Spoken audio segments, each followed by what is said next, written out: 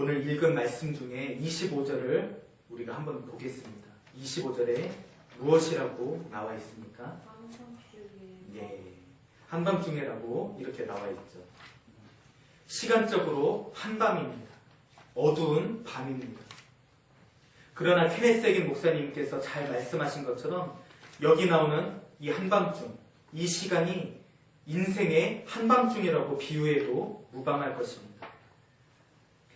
바울과 실라는 하나님의 살아계심을 증거한 사람들입니다. 하나님의 복음의 능력을 사람들에게 보여주었습니다.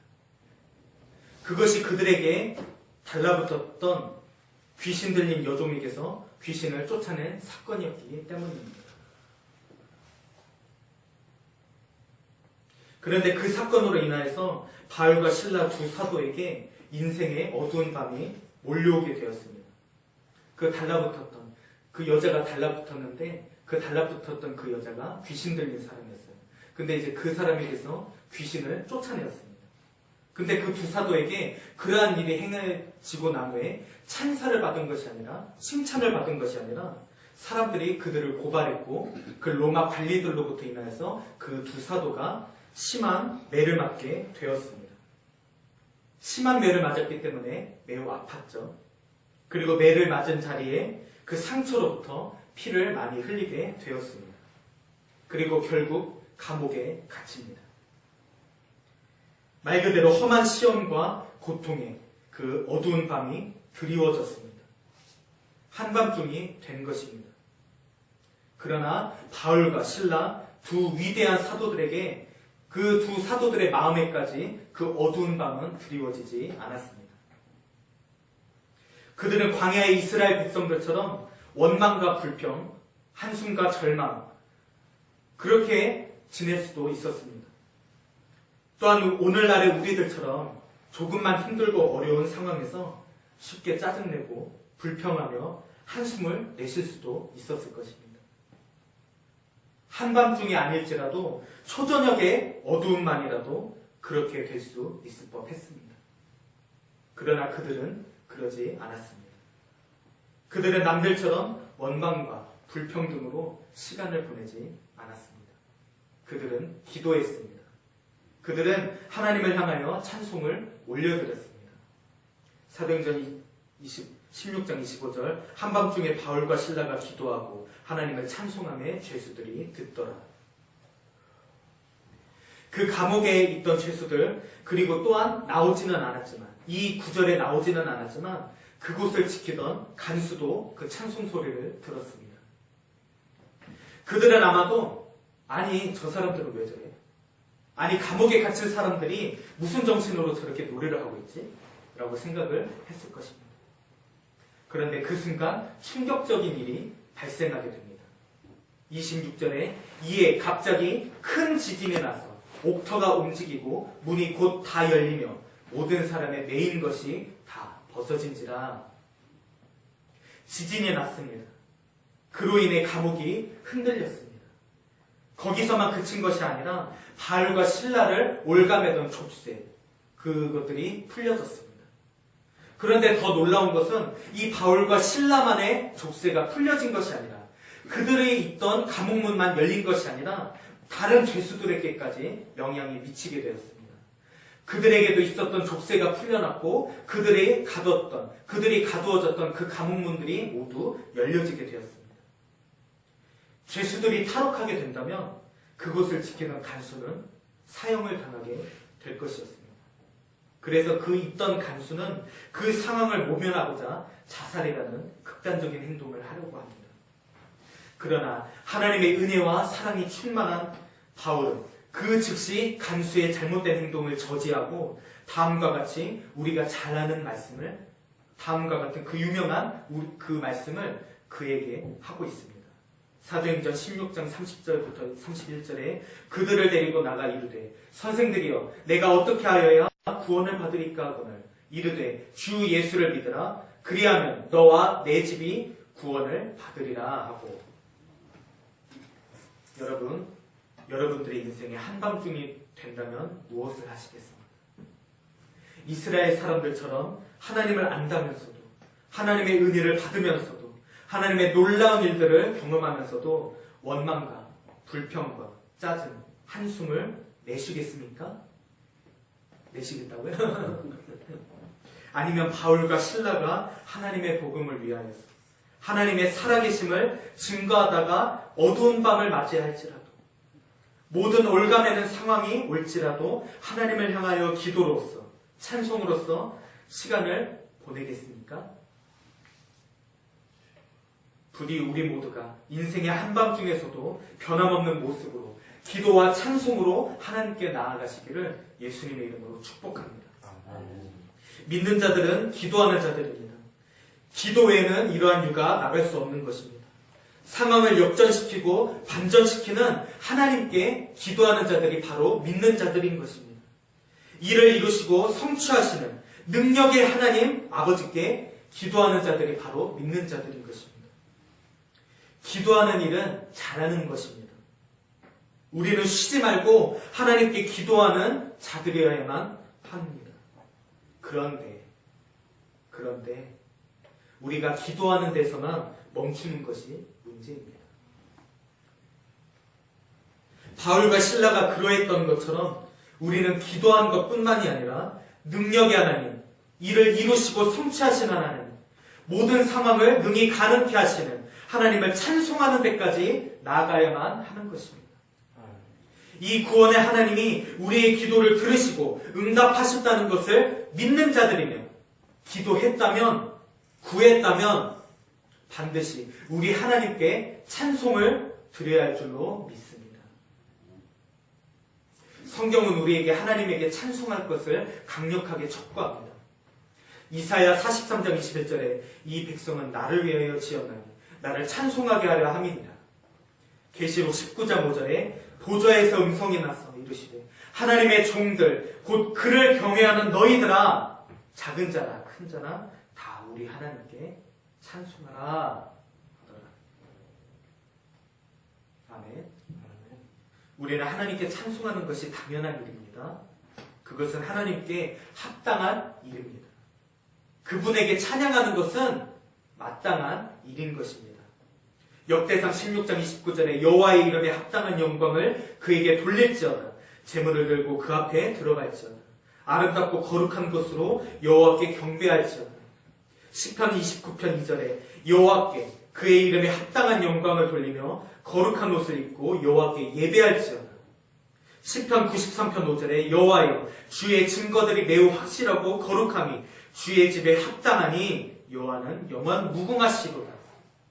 시편 96편 8절에 여호와의 이름에 합당한 영광을 그에게 돌릴지어다. 예물을 들고 그의 궁정에 들어갈지어다. 그런데 하나님은 단순히 일방적으로 우리에게 찬송하라고 억압하시는 것이 아닙니다. 우리가 이것을 잘 알아야 합니다. 하나님은 우리가 찬송할 때 그 찬송을 통해서 임하신다는 사실을 우리가 깨달아야 합니다. 시편 22편 3절에 이스라엘의 찬송 중에 계시는 주여 주는 거룩하십니다. 이스라엘의 찬송 중에 하나님이 거하십니다. 그렇다면 오늘 그리스도인인 우리들을 통하여서 우리들의 찬송을 통하여서도 하나님은 임하신다는 것입니다. 그 살아계시고 역사하시는 하나님께서 지금 이 자리에 우리와 함께한다는 것입니다. 그러니 여러분들이 찬송할 이유가 없지 않습니까? 있지 않습니까? 여러분들이 당연히 찬송해야 되지 않겠습니까? 우리가 기도할 때도 하나님이 임하시고 역사하십니다. 그런데 찬송 또한 기도 못지않게 때로는 기도보다도 더 하나님이 우리에게 임하시는 놀라운 방편이 됩니다. 하나님이 임하시면은 우리의 신, 우리의 아버지, 우리의 친구 되신 하나님이 임하신다면 무슨 일이 일어나겠습니까? 당연히 놀라우신 그 위대하신 그 권능의 하나님이 임하시면 상황 종료, 게임 오버가 되는 것 아니겠습니까? 여러분들의 문제가 해결되게 되어 있습니다. 하나님이 임하시면 우리의 모든 병이 치유됩니다. 하나님이 임하시면 우리의 마음이 회복됩니다. 하나님이 임하시면 모든 상황들이 정리가 되는 것입니다. 아멘. 바울과 실라의 경우처럼 지진에 나며 감옥이 흔들리며 그 모든 얼감이었던 것들이 풀어짐으로 말미암아서 자유, 즉 구원이 일어나게 되는 것입니다. 믿으십니까? 안 믿으세요? 찬양은 우리에게 그 무엇보다도 구원의 하나님, 그 구원의 하나님이 우리에게 임하시는 통로인 것입니다. 그 능력의 하나님이 임하실 수 있게 하는 것임을, 그것이 찬양임을 여러분들이 믿으시기 바랍니다. 이러한 찬양으로 인해 하나님을 높임으로 인하여서 발생한 놀라운 일들을 우리는 성경 곳곳에서 발견할 수 있습니다. 그 중에 다윗이 있었습니다. 다윗은 여러분들이 너무나도 잘 압니다. 다윗은 찬양의 사람이었습니다. 그가 노래하고 수금을 탈 때 양심역사로 고통당하던 사울왕의 정신이 맑아졌습니다. 악령으로부터 자유케 되는 역사가 있었습니다. 그렇기 때문에 우리가 찬양할 때 축사가 일어나게 됩니다. 악한 영이 떠나가게 됩니다. 하나님의 이름을 높여드릴 때 우리의 정신이 맑아지고 우리의 모든 상황들이 바로잡히게 되는 것입니다. 또 적군으로 인하여서 두려움에 떨던 여호사밧 왕과 유다 백성들이 하나님께 기도합니다. 그러나 그들이 하나님을 찬양하기 시작할 때 구원의 역사가, 승리의 역사가 일어난 것을 확인할 수가 있습니다. 역대하 20장 21절 22절에 백성과 더불어 의논하고 노래하는 자들을 택하여 거룩한 예복을 입히고 군대 앞에서 행진하며 여호와를 찬송하여 이르기를 여호와께 감사하세 그의 인자하심이 영원하도다 하게 하였더니 그 노래와 찬송이 시작될 때 여호와께서 복병을 두어 유다를 치러 온 암몬 자손과 모압과 세일산 주민들을 치게 하심으로 그들이 패하였으니. 하나님을 찬양할 때 적군이, 대군이 마치 북한이 우리나라를 호시탐탐 노리는 것처럼 그렇게 쳐들어왔던 것처럼 그렇게 쳐들어왔는데 여호사밧 왕과 유다 백성들이 힘을 합해서 하나님께 기도했습니다. 그런데 그들이 하나님을 찬양하기 시작할 때 그 놀라운 역사가 일어나게 된 것입니다. 그 적군이 패하게 된 것입니다. 여호사밧과 유다 백성들은 군대를 출전시키지도 않았는데, 군대를 나가 전쟁을 벌이지도 않았는데 하나님께서 그들을, 그 적군들을 치심으로 말미암아 찬양할 때 하나님께서 역사하셔서 그 적군들을 치셨을 때 그들이 패하게 된 것이었습니다. 여러분들 앞에 놓여진 상황, 여러분들한테 다가오는 그런 문제들을 하나님을 찬송하기 시작할 때 그 구원의 역사가 일어나게 된 것이라는 것입니다. 사도 바울은 빌립보 교회 또 오늘날의 우리들에게 이렇게 권고하고 있음을 볼 수가 있습니다. 빌립보서 4장 6절 7절 아무것도 염려하지 말고 다만 모든 일에 기도와 간구로 너희 구할 것을 감사함으로 하나님께 아뢰라. 아뢰셨습니까? 기도하셨습니까? 하나님 앞에 나아가셨습니까? 안 나가셨군요. 표정을 보니까 안 나가신 것 같아요. 나아가세요, 하나님 앞에. 그리하면 모든 지각에 뛰어난 하나님의 평강이 그리스도 예수 안에서 너희 마음과 생각을 지키시리라. 여기서 찬양이라는 직접적인 단어는 나오지는 않지만 감사함, 이것이 결국 하나님이 행하시는 일을 인정하고 하나님께 그것을 표현하는 것이기 때문에 곧 하나님을 찬양하는 것이나 다름이 없습니다. 그러면 무슨 일이 일어나게 되는 것입니까? 모든 지각이 뛰어난 하나님의 평강이 그리스도 예수 안에서 우리의 전쟁터와 같은 마음, 염려하는 마음, 혼란한 생각, 그러한 것들을 하나님의 평강으로 지키신다는 것입니다. 부정적인 것으로부터 지키시는 것입니다. 하나님이 아닌 생각으로부터 지키시는 것입니다. 무엇을 할 때요? 무엇을 할 때요? 무엇을 할 때 하나님이 지키신다고요? 실컷 들으셨는데 찬양할 때, 감사할 때 하나님이 우리의 그런 심령에 하나님의 평강이 드리워진다는 것입니다. 한밤중에 그 한밤이 우리의 그 마음 가운데 드리워질지라도 찬송을 하게 된다면 그 한밤은 물러가고 그 어두운 밤은 물러가고 하나님의 지극한 평강이 그리스도 예수 안에서 주어지는 지극한 평강이 우리의 마음과 생각 가운데 우리가 찬송할 때, 우리가 감사할 때 드리워진다는 것입니다. 그러니 우리가 찬양하지 않을 이유가 없는 것입니다. 그러므로 우리는 우리의 마음에서부터 올라오는 진실한 찬양, 정직한 찬양, 신령과 진정으로 드리는 찬양을 하나님께 올려드리시는 저와 여러분들이 되시기를 바랍니다. 그로 인해서 하나님이 임하심으로, 이스라엘의 찬송 가운데 거하시는 주님이심으로, 하나님이 우리 가운데 임하심으로 하나님의 구원을 경험하는 분들이 되시기를 예수님의 이름으로 축복합니다. 그런데 감사한 것은 하나님은 이러한 찬양으로 인해 여러 가지 유익들을 많이 허락하신다는 것입니다. 아까 하나님이 이스라엘 찬송 가운데 거하신다고 하셨죠. 구원의 하나님으로 임하신다고 하셨죠. 구원이 단순히 죄로부터, 물론 근원적으로부터 죄에서의 구원이지만, 우리를 하나님의 나라로, 하나님께로 돌이키는 구원이지만, 또한 총체적인 의미에서의 그런 구원처럼, 그런 총체적인 의미에서의 구원처럼 여러 가지 구원, 여러 가지 그러한 유익들을 찬양을 통해 우리에게 허락하신다는 것입니다. 어느 무명 작가가 이렇게 말했다고 합니다. 근데 이 무명 작가 이제 가톨릭적인 그런 관점에서 썼기 때문에 단어들이 좀 그런 면이 있습니다. 그것을 감안하고 들으시길 바랍니다. 노래가 인간에게 미치는 영향에 관해서 서기 370년경 어느 무명 작가가 다음과 같이 쓰고 있다. 노래는 우리들의 마음을 각성시키고 그 의미하는 바의 높은 곳으로 향해서 불타는 그리움을 일으킨다. 노래는 유욕의 정을 진정시키고 눈에 보이지 않는 적이 만들어내는 사심을 몰아낸다. 노래는 아침의 이슬처럼 마음을 적시고 풍성한 예술의 터전을 담는다. 노래는 경건한 전사의 노래는 경건한 전사를 품위 있게 하고 무서운 고난에 굽히지 않는 용기를 준다. 노래는 인생의 싸움에서의 상처를 낫게 하는 향기 높은 약이다. 성 바오르는 노래를 마음의 방패라 찬양했다. 왜냐하면 그것은 경건한 기사를 눈에 보이지 않는 적으로부터 수호하기 때문이다. 하나님의 말씀을 정성껏 노래하는 자는 악마라도 물리친다. 그것은 인간의 마음에 헌신의 덕을 베푼다. 거룩한 노래는 또한 경건한 상념으로 이끌어간다.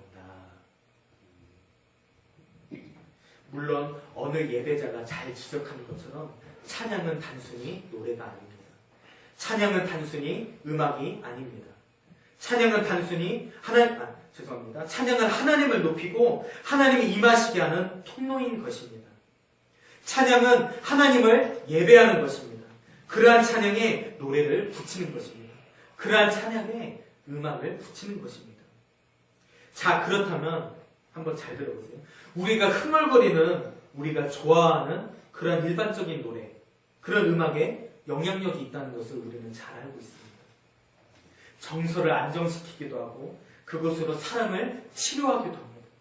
위로하기도 하고 감정을 주기도 합니다. 기분을 풀어주기도 하고 때로는 사람을 살리기까지 하는 것이 그런 노래나 음악의 역할입니다. 그것을 여러분들이 잘 아시죠? 그런 음악의 유익들을 여러분들이 잘 느끼고 계시죠? 그렇다면 하물며 찬양, 하나님을 높이는 것은 얼마나 많은 유익들을 우리에게 선사해 주겠습니까? 우리의 마음 깊은 곳으로부터 나오는 그런 신령과 진정으로 드리는 그 예배, 그 찬양 가운데 임하시는 하나님으로 말미암아 얼마나 놀라운 일들을 여러분들이 경험하게 될 것입니까? 어느 목사님께서 찬양에 대한 계시를 받으시면서 이렇게 말하고 계십니다. 여러분, 찬양 사역만 가지고는 사람들을 구원할 수 없습니다. 그리고 찬양 사역만으로는 부흥이 일어나는 것은 결코 아닙니다. 그러나 찬양 사역은 메마른 심령에 물을 대는 역할을 하게 될 것입니다. 모내기를 하기 전에 먼저 논에 물을 대는 것처럼 찬양 사역은 메마른 심령에 물을 대며 회복하는 역할을 하게 될 것입니다. 하나님을 향한 찬양과 경배를 통해서 마음이 열리고 하나님의 만지심을 통해서 좋은 마음밭을 갖게 되면 상대적으로 말씀을 들을 때 더 많이 깨닫게 되고 들은 말씀을 통해서 실제적인 변화가 일어나게 될 것입니다. 잘 들으셨습니까? 그러므로 여러분, 찬양을 통해 놀라우신 하나님의 은혜, 정교하게 예비해 두신 그 은혜들을 찬양을 통해서 여러분들이 누리시기를 바랍니다. 찬송 생활을 하시기 바랍니다. 이제 마지막으로 우리가 중요한 것을 함께 나누고자 합니다. 다른 교회에서 있었던 일입니다. 그 교회 목사님께서 수요 예배 때 말씀을 전하신 후에 다른 날과 달리, 다른 수요 예배와 달리 성령의 감동을 느끼셨다고 합니다. 그래서 모든 순서를 생략하고 통성기도로 들어가게 되었습니다. 그런데 그 시간에 성령님의 은혜로 한 성도님께서 자리에서 미끄러져서 바닥으로 떨어지게 되었다고 합니다. 아니, 성령님의 은혜인데, 하나님의 은혜인데 왜 바닥에 쓰러졌을까요? 이유를 아십니까? 기절한 것이 아니었어요. 아파서 쓰러진 것이 아니었어요. 하나님의 터치하심으로 말미암아 순간적으로 그의 영혼이 하늘로 올라간 것입니다. 입신을 하게 된 것입니다. 여러분들, 꼭 입신이 다는 아니지만 하나님의 놀라운 역사들을 여러분들이 사모하시기 바랍니다.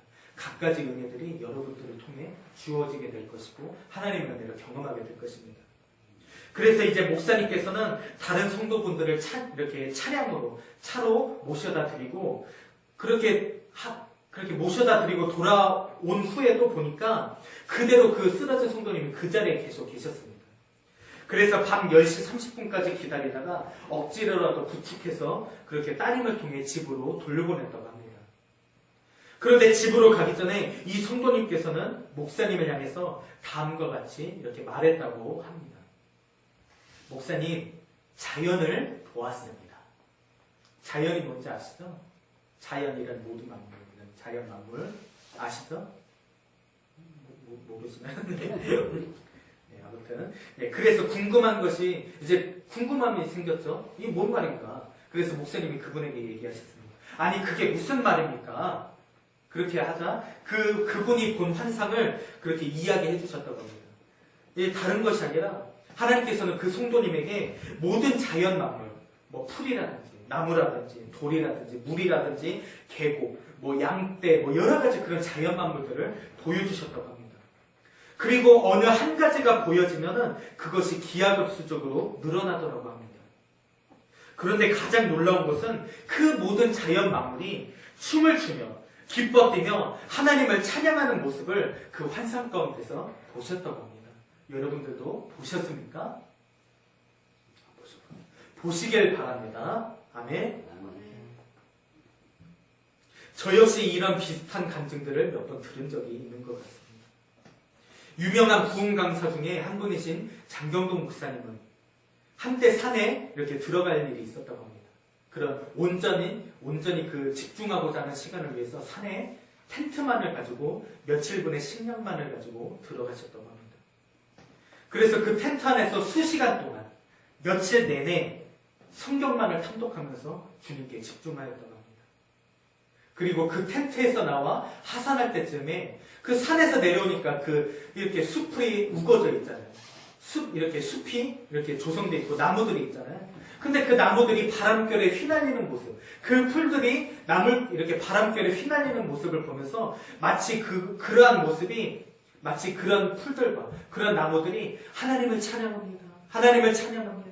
하나님을 경배합니다. 하나님을 높입니다. 이렇게 하는 것처럼 보였다고 합니다. 단순히 착시가 아니었어요.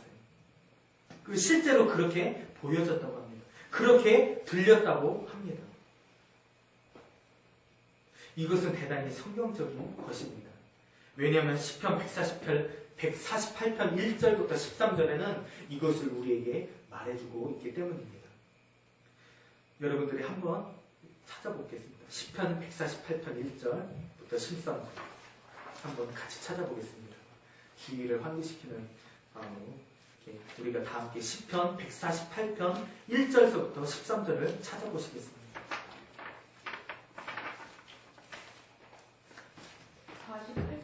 148편 1절부터 13절입니다.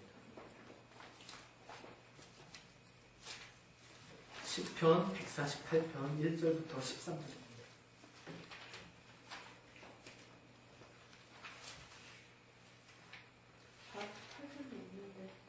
148편의 시편이 아닌 것 같은데요. 148편 1절서부터 13절까지 할렐루야죠. 148편 1절부터 13절까지. 네, 다 찾으신 줄로 믿고 우리가 다 함께 한 목소리로 우리가 같이 읽겠습니다. 시작. 할렐루야. 하늘에서 여호와를 찬양하며 높은 데서 그를 찬양할지어다. 그의 모든 천사여 찬양하며 모든 군대여 그를 찬양할지어다. 해와 달아 그를 찬양하며 밝은 별들아 다 그를 찬양할지어다. 하늘의 하늘도 그를 찬양하며 하늘 위에 있는 물들도 그를 찬양할지어다. 그것들이 여호와의 이름을 찬양하며 그가 명령하시고 지음을 받았습니다. 그가 또 그것들을 영원히 세우시고 패하지 못할 명령을 정하셨도다. 너의 용들과 바다에 땅에서 여호와를 찬양하라. 불과 우박과 눈과 안개와 그의 말씀을 따르는 광풍이며 산들과 모든 작은 산과 과수와 모든 백향목이며 짐승과 모든 가축과 기는 것과 나는 새며 세상의 왕들과 모든 백성들과 고관들과 땅의 모든 재판관들이며 총각과 처녀와 노인과 아이들아 여호와의 이름을 찬양할지어다. 그의 이름이 홀로 높으시며 그의 영광이 땅과 하늘 위에 뛰어남심이로다. 여러분들 마음 가운데 자극이 오십니까? 하나님을 찬양하고자 하는 말씀 이렇게 마음이 드십니까? 이처럼 성경은 이성 없는 동물과 식물, 심지어는 광물, 무생물들도 하나님에게 찬양한다고 나와 있습니다. 그리고 실제로도 이들은 하나님의 창조물들로서 하나님을 찬양하는 것이 마땅하다고, 당연하다고 말하고 있습니다. 그런데 이러한 존재들만 하나님을 찬양하는 것이 아니에요. 하나님도 살아계신 그 하나님도 모든 것으로부터 찬양받기 합당하신데 실제로 이러한 모든 것들이 찬양하는 것처럼 24시간 내내 하나님 주변으로부터 찬양이 끊이지 않고 있음을 우리가 알 수 있습니다. 계시록 4장 10절에 24장로들이 보좌에 앉으신 이 앞에 엎드려 세세토록 살아계시는 이에게 경배하고 자기의 관을 보좌 앞에 드리며 이르되 계시록 11장 16절에 하나님 앞에서 자기 보좌에 앉아있던 24장로가 엎드려 얼굴을 땅에 대고 하나님께 경배하니 계시록 19장 4절에 또 24장로와 네 생물이 엎드려 보좌에 앉으신 하나님께 경배하여 이르되 아멘 할렐루야 하니 하나님의 주변에 24장로와 네 생물들이 24시간 내내 끊임없이 하나님을 찬양하고 있다고 말하고 있습니다. 그리고 하나님의 또 다른 피조물인 천군 천사들로부터 거룩하다 외침을 받고 계십니다. 이사야 6장 3절에 서로 불러 이르되 거룩하다 거룩하다 거룩하다 만군의 여호와여 그의 영광이 온 땅에 충만하도다 하더라. 이처럼 하나님은 쉴 새 없이 24시간 내내 찬양을 받고 계십니다. 그런데 중요한 것이 있습니다. 그런 피조물들, 그런 내생물, 24장로들이 찬양하는 것보다 그런 천군 천사들이 함께 찬양하는 것보다 그렇게 우리 인간보다 뛰어난 목소리를 인간이 낼 수 없는 목소리를 하나님을 찬양하는 것보다 하나님은 우리의 찬양을 받기를 원하고 계신다는 것입니다. 우리 하나님의 자녀된 우리에게 찬양을 받고 싶어 하신다는 것입니다. 그 누구보다도 그 무엇보다도 그의 사랑하는 백성들로부터 그 존귀한 자녀인 우리들로부터 찬양을 받고 하시고 찬양을 받기를 원하신다는 것입니다. 시편 기자가 이렇게 말하고 있습니다. 시편 150편 6절에 호흡이 있는 자마다 여호와를 찬양할지어다. 할렐루야. 창세기에서는 하나님이 이 땅을 어떻게 창조하셨는지 우리에게 보여주고 있습니다. 하나님은 이 모든 자연 만물을 지으셨고 그것들은 하나님을 찬양합니다. 그러나 하나님이 친히 생기를 우리에게 불어넣어 주신 사람, 하나님 자신을 하나님의 형상을 담게 하신 사람, 호흡하는 그런 모든 사람들이 하나님을 찬양하기를 원하고 계십니다. 여러분들 호흡이 있으십니까? 숨 쉬고 계십니까? 숨 안 쉬고 계세요? 네. 그렇다면 호흡 있는 우리들이 찬양하기를 하나님은 원하시고 있습니다. 오죽하면 하나님은 당신의 백성들 가운데 왕들을 통해서 지도자들을 통해서 전문적으로 하나님을 찬양하는 사람들을 세우셨겠습니까? 그리고 무엇보다 자신의 외아들 예수 그리스도를 이 땅에 보내시고 우리로 하여금 우리를 위해서 그 존귀한 피를, 그 고귀한 피를 흘리셨습니다. 그리고 주의 성령을 보내셔 우리 안에 거하게 하셨습니다. 우리에게 성령을 보내신 것입니다. 그렇다고 한다면 어찌 우리가 하나님을 찬양하지 않을 이유가 어디 있겠습니까? 여러분들 구원 받으셨습니까? 구원 받으셨습니까? 구원을 받으셨습니까? 하나님의 성령을 받으셨습니까? 하나님의 피를 받았습니까? 그렇다면 여러분들 찬양하시기 바랍니다. 숨쉬는 것으로 인해서 각종 은혜들을 통하여서 주신 그 은혜들을 감사와 여러분들이 되시기를 바랍니다. 그분이 하신 놀라운 일들을 찬양하시기 바랍니다. 그분의 사랑과 자비를 높여드리시기를 바랍니다. 성도의 마땅한 바를 행하시며 하나님을 찬양하는 저와 여러분들이 되시기를 예수님의 이름으로 축복합니다. 말씀을 맺겠습니다. 케네스 에겐 목사님이 1937년에 이렇게 처음 오순절 교단으로 들어오시게 되었다고 합니다. 근데 이제 그 어떤 여선교사님의 치유 간증을 들으셨다고 합니다. 거기서 그 여선교사님은 천연두라는 질병에 이렇게 걸리게 되었습니다. 근데 그 천연두는 전염병이었어요.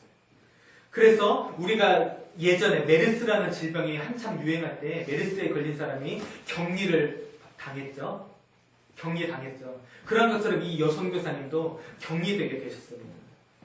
그래서 그 선교사님이 치유를 위해서 하나님께 기도하셨다고 합니다. 이틀 동안을 기도로서 보내셨다고 합니다. 그런데 그때 하나님께서 환상을 하나 보여주시더랍니다. 한쪽에는 기도라 써있는 그런 저울이었습니다. 근데 그 기도라는 저울은 너무나도 무거웠기 때문에, 너무나도 기도를 많이 했기 때문에 그 저울은 무거우니까 내려가게 되죠. 저울이 한쪽이 무거우면 내려가게 되죠. 그쵸? 근데 다른 한편에는 찬송이라는 저울이 쓰여 있다고 하였습니다. 근데 그 찬송은 조금밖에 없었기 때문에 위로 올라갈 수밖에 없었다고 합니다. 가벼우니까 위로 올라가죠. 무거운 거는 아래로 내려가고. 그러자 하나님께서 이렇게 말씀하셨다고 합니다. 너의 찬양이 너의 기도와 같아질 때 너는 고침을 받을 것이다. 그래서 그 선교사님은 이틀 밤 동안, 이틀 밤낮을 그렇게 찬양을 하였다고 합니다. 그러자 결과는 어떻게 되었을까요? 치유를 받으셨다고 합니다. 아멘. 이런 것처럼 우리는 기도할 뿐만 아니라 응답을 받을 줄만 안다면, 응답을 받을 줄 안다면, 응답을 받고 싶다면 여러분들은 기도만 할 것이 아니라 믿음을 가지고 하나님이 우리의 기도를 응답하셨다는 것을 믿고 하나님께 찬양을 드리시는 저와 여러분들이 되시기를 바랍니다. 그런데 우리가 기억해야 될 것이 한 가지 있습니다. 우리가 기도할 때, 우리가 찬양을 할 때 우리가 응답받는 것을 기대합니다. 우리가 기도하는 이유가 무엇이죠? 우리가 기도하는 이유가 무엇이죠? 응답을 받기 위해서 기도합니다. 그런데 정작 그 응답을 위해서 그 일을 이루시고 성취하시는 하나님에 대해서 우리는 얼마나 감사와 찬송을 올려드렸습니까? 정말 하나님이 좋아서 하나님만을 위해서 찬송해 본 적은 얼마나 되십니까? 우리가 무엇을 받고 얻는 데는 하나님을 찾으면서 정작 그것을 이루시고 성취하시면서 우리를 항상 바라보시는 하나님에게는 우리가 얼마나 인색하고 속된 말로 쪼잔했는지를 우리가 살펴보았으면 합니다. 정말 하나님이 좋아서 하나님의 이름만 드높여지기를 위해서 하나님만이 임하시고 기뻐 경배를 받으실 수 있도록 우리는 얼마나 하나님께 찬송을 드렸는지, 얼마나 하나님께 감사했는지에 대해서 인색했는지를 우리가 생각해보고 회개하시기를 바랍니다. 이때 떠오르는 한 사람이 있습니다. 바로 다윗입니다. 다윗의 시편은 그의 사랑의 고백이었습니다. 오직 한 분만을 위한 찬양이었고 시였고 노래였습니다. 하나님을 향한 전심과 진심만이 기록되어져 있습니다. 오직 하나님 한 분만을 향한 사랑만이 거기에 담겨져 있었습니다. 오늘날 우리가 그것들을 보고 있는 것입니다. 그래서 다윗이 장막을 지었습니다. 하나님만을 위한 장막을 지었고 거기서 하나님께 찬양을 드렸습니다. 하나님은 오늘도 우리에게 그것을 요구하고 있는 것입니다. 구절이 길기 때문에 딱 저기 하나만 인용하겠습니다. 사도행전 15장 16절부터 18절에 이후에 내가 돌아와서 다윗의 무너진 장막을 다시 지으며 또 그 허물어진 것을 다시 지어 일으키리니 이는 그가 남은 사람들과 내 이름으로 일컬음을 받는 모든 이방인들로 주를 찾게 하려 함이라 하셨으니 즉 예로부터 이것을 알게 하시는 주의 말씀이라 함과 같으니라. 여러분, 하나님은 오늘도 우리 안에서 무너진 다윗의 장막을 복구하기를 원하고 계십니다. 그러므로 여러분, 이제부터 우리가 하나님을 찾는 우리가 되기를 바랍니다. 하나님의 간절한 마음, 우리를 향하신 그 사랑의 마음이 머무는, 하나님의 사랑이 머물 수 있도록 찾고 구하는 우리가 되기를 바랍니다.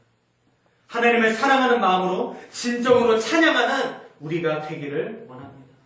하나님의 이름만, 하나님의 그런 위대하심만, 하나님의 그 사랑만 높여지기를 원하는 그 찬양을 여러분들이 들으시기를 바랍니다. 그러할 때, 찬송을 들을 때 하나님께서 임하실 것입니다. 우리와 교제하실 것입니다. 우리를 사랑하셔서 그 사랑의 강물, 그 능력의 강물을 흘려보내실 것입니다. 더 이상 찬양하는데, 하나님의 이름을 높이는데, 하나님께 감사하는데 인색하지 않고 그렇게 하나님을 찬양하는 저와 여러분들이 되시기를 예수님의 이름으로 축복합니다. 우리가 들은 말씀을 생각하면서 함께 기도하시겠습니다.